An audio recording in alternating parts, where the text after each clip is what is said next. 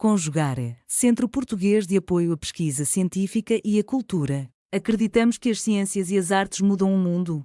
O conhecimento transforma, e isso nos motiva. 14ª Jornada Virtual Internacional em Pesquisa Científica, com o tema Educação, Cultura e Poder. Olá! Então, estou aqui hoje para apresentar o trabalho desenvolvido como projeto de pesquisa aqui na Universidade Estadual de Goiás, campus São Luís de Montes Belos, em parceria com a Secretaria Municipal de Educação. Foi um trabalho desenvolvido pela professora Maria Goretti, professor Edson Ferreira e por mim, professora Fernanda Maria Siqueira Tavares. O trabalho tem como título A Criança e a Transição da Educação Infantil para o Ensino Fundamental, as principais dificuldades e o papel do educador nesse processo. Um estudo piloto, até porque foi um estudo que começou no começo deste ano, de 2025, a perspectiva é que ele continue até dezembro de 2026 e a gente consiga consolidar profundamente toda a pesquisa que tem sido desenvolvida, né? A gente busca esclarecer essa transição da educação infantil para o ensino fundamental como uma etapa crucial e uma etapa bem complexa, entendendo que é um momento onde a criança, inclusive, está mudando de estágio de desenvolvimento, saindo de um estágio pré-operatório para um estágio de operações concretas. Essa mudança envolve mudanças tanto cognitivas, sociais e emocionais. Todas essas mudanças vão impactar profundamente a criança, impactando a criança, impacta a sala de aula, os profissionais, os agentes educativos que ali trabalham. E muitas vezes há uma ruptura entre essas etapas e essa ruptura prejudica a continuidade pedagógica e o bem-estar infantil.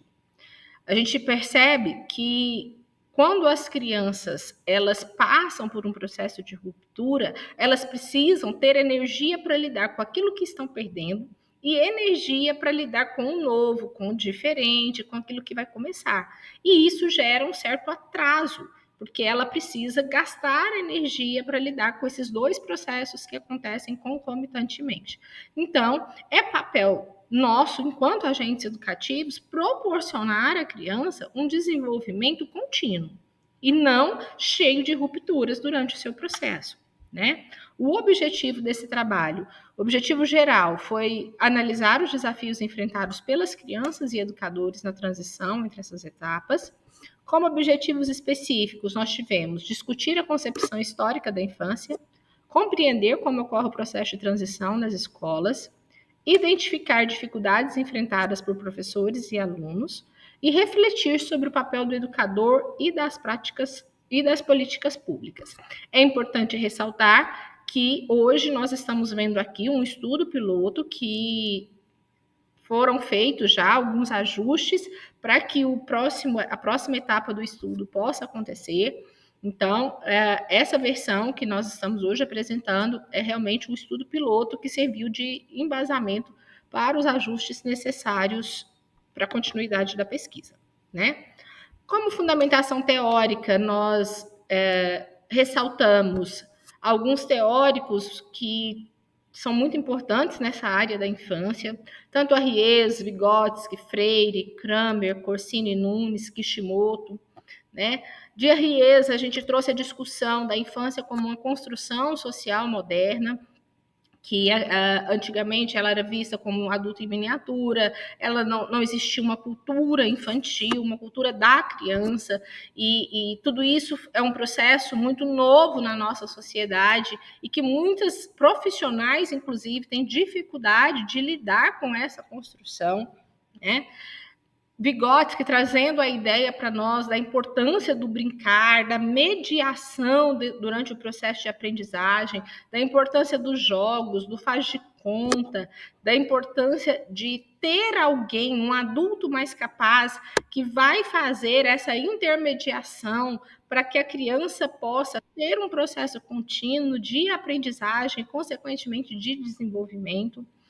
Freire nos trazendo a ideia do respeito aos saberes das crianças e do diálogo pedagógico, onde nós precisamos compreender aquilo que a criança já traz consigo e, a partir disso, criar novas possibilidades para a aprendizagem dela e não entendê-la como uma tábula rasa.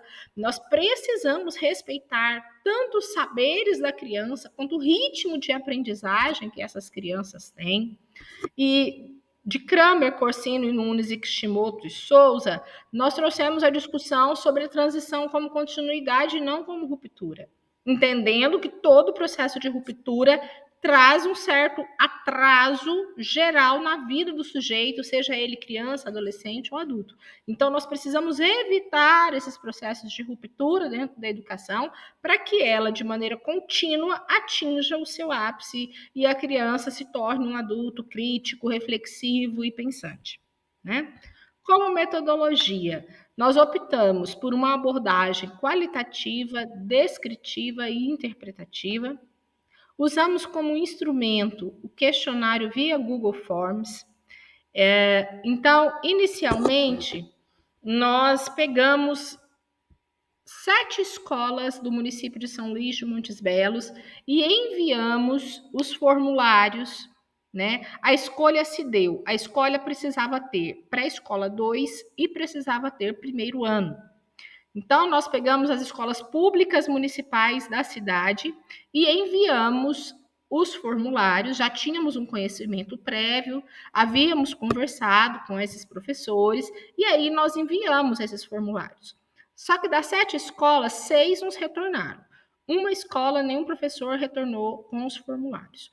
Então, nós tivemos 12 professoras, todas do sexo feminino, aqui no nosso município. Nós não temos professores do sexo masculino, nem na pré-escola e nem no primeiro ano. Então, foram 12 professoras de 6 escolas públicas municipais de São Luís de Montes Belos. Como eu disse, o critério de inclusão era que tivesse dentro da mesma escola, pré-escola e primeiro ano. Usamos como análise a categorização temática com base em referencial teórico e a discussão que se virá logo a seguir, né? Bom, e aí agora a gente vem falar um pouquinho dos resultados que foram encontrados. Primeiro ponto que nós levantamos, e foi ponto, inclusive, de muita análise e discussão, e isso vai entrar na próxima etapa do estudo, é que das 12 professoras, nós identificamos que 9, durante o seu processo formativo, elas não tiveram no curso de graduação nenhuma disciplina que abordasse a educação infantil. A graduação delas foi durante a normatização da LDB. Então, elas não tiveram formação para a educação infantil, não têm nenhuma pós-graduação em educação infantil, mas mesmo assim atuam na educação infantil. Talvez aqui a gente possa levantar o questionamento de tantas dificuldades referentes ao processo de transição, talvez não seja uma falha formativa, onde nós precisamos ir atrás e ver quantos desses professores não tiveram educação infantil em sua formação e por que eles estão atuando em educação infantil. Nós precisamos ficar muito atentos. Tivemos também como resultado, focando na criança, que as crianças, nesse processo de transição, elas enfrentam algumas dificuldades específicas. A primeira dificuldade relatada pelos professores que as crianças enfrentam é ficar um tempo prolongado sentado. Então, aqui, a gente, fazendo uma análise, foi uma resposta subjetiva.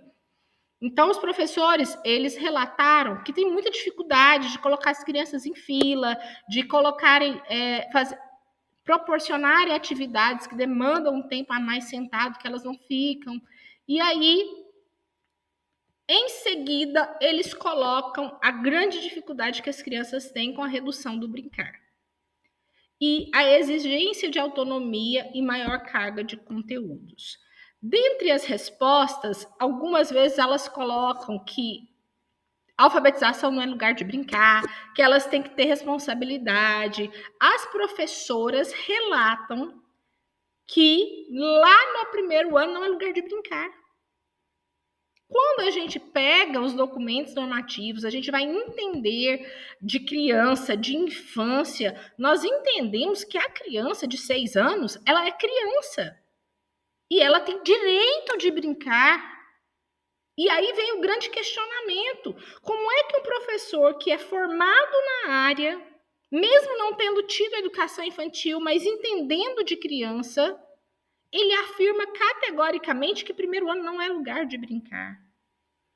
E aí vem um outro questionamento. Brincar como um suporte pedagógico para o desenvolvimento de habilidades, para o desenvolvimento psicomotor, para o desenvolvimento psicoemocional.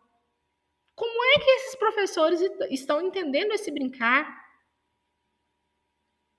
Foi algo que nos trouxe grande preocupação, porque eles enfatizam categoricamente que o brincar, a vontade da criança de brincar é que atrapalha o processo de alfabetização. Então, por que não usar o brincar para alfabetizar? E quando eles vão falar das dificuldades dos educadores, eles relatam falta de alinhamento entre as etapas.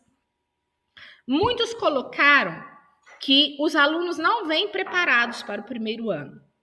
E aí, nós retornamos o questionário perguntando: o que é uma criança não vir preparada para o primeiro ano? Eles disseram: não saber as letras, não saber formar as letras, não saber escrever o nome cursivo. Eles relatam atividades próprias da alfabetização como sendo um pré-requisito para entrar na alfabetização, o que gera outra preocupação.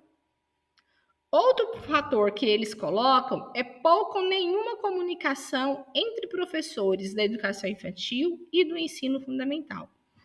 Nós observamos que realmente a Secretaria Municipal de Educação não proporciona esse diálogo e que os professores entre si também não buscam esse diálogo, né? Eles ficam esperando que venha de cima e de cima não vem, então eles não têm diálogo nenhum.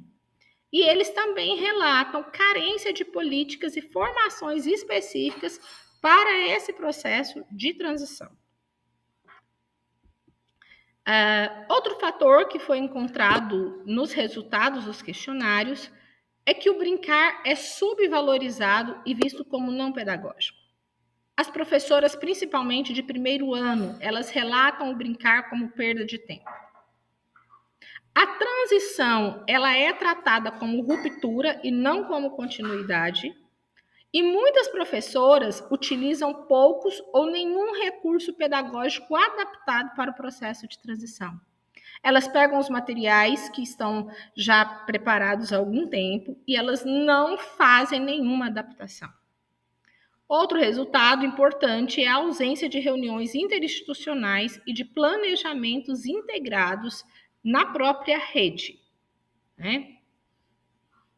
Trazendo os autores para essa discussão, a gente percebe que Roça e Moraes destacam a importância da continuidade pedagógica, o que nós não observamos na prática aqui do município.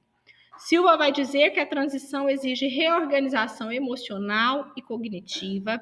Nós concordamos com isso. Alguns professores trouxeram essa discussão, mas disseram não ter formação para auxiliar nessa reorganização. Kramer vai colocar a importância do acolhimento e ludicidade.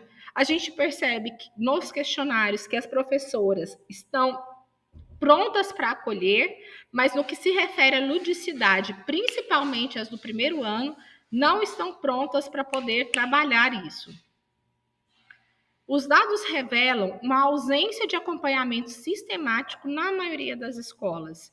A maioria disseram no questionário que a coordenação pedagógica não dá nenhum suporte para que elas possam ter uma transição mais tranquila e de forma contínua. Logo, essa transição ainda é marcada por descompassos pedagógicos e estruturais. É necessário uma articulação entre instituições e currículo e formação docente, e é importante reforçar o papel do educador como mediador sensível e preparado, e garantir que a criança seja reconhecida como sujeito integral dentro desse processo. Essa transição ainda é marcada por descompassos pedagógicos, como eu disse, e nós precisamos trazer esse compasso para que ela seja uma educação de qualidade. Muito obrigada. Realização: Conjugare, Centro Português de Apoio à Pesquisa Científica e à Cultura. Apoio: Editora Cravo. Inscreva-se no canal, comente, curta e compartilhe. Obrigado por assistir.